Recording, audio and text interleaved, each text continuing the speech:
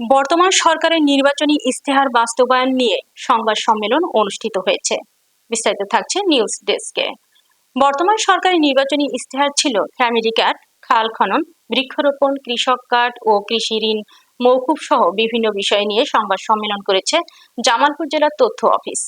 জেলা প্রশাসক মোহাম্মদ ইউসুফ আলী বলেন, বর্তমান সরকারের নির্বাচনী ইশতেহারের অংশ হিসেবে ফ্যামিলি কার্ড জামালপুরে, বকশীগঞ্জে উপজেলায়, কৃষক কার্ড ইসলামপুর উপজেলায় প্রাথমিক পর্যায়ে শুরু হয়েছে।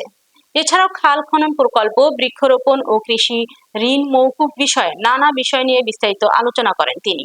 এ সময় উপস্থিত ছিলেন আফরোজা তাসনিম, সিভিল সার্জন আজিজুল হক, ত্রাণ কর্মকর্তা আব্দুল্লাহ হেল কাফি, তথ্য অফিসার মোহাম্মদ জালাল উদ্দিন, সমাজসেবা কর্মকর্তা ফারুক মিয়া সহ অন্যান্যরা বক্তব্য রাখেন।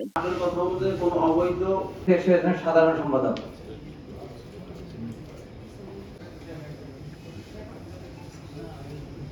আসসালামু আলাইকুম।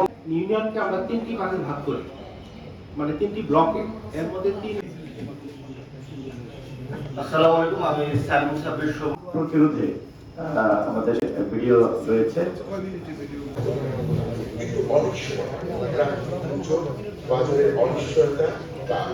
আজকে পর্যন্ত আমাদের কৃষি অফিস কোনো জিজ্ঞাসা থাকলে উনি উত্তর আনসার করবেন।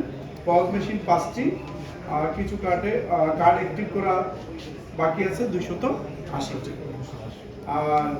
আর কিছু কার্ডের সুবিধা কি বা এই বিষয় সম্বন্ধে আমাদের কৃষি অফিসার অবগত করবেন। আমি এক নজরে বলে যাচ্ছি, খাল খনন একটি কর্মসূচি আছে, আপনারা জানেন। আর আমাদের জামালপুরে বেসিক্যালি ইসলামপুর উপজেলা এবং মাদারগঞ্জ উপজেলা দিয়ে শুরু হয়েছিল, পরে আমাদের সদর উপজেলা এটাতে অন্তর্ভুক্ত হয়েছে।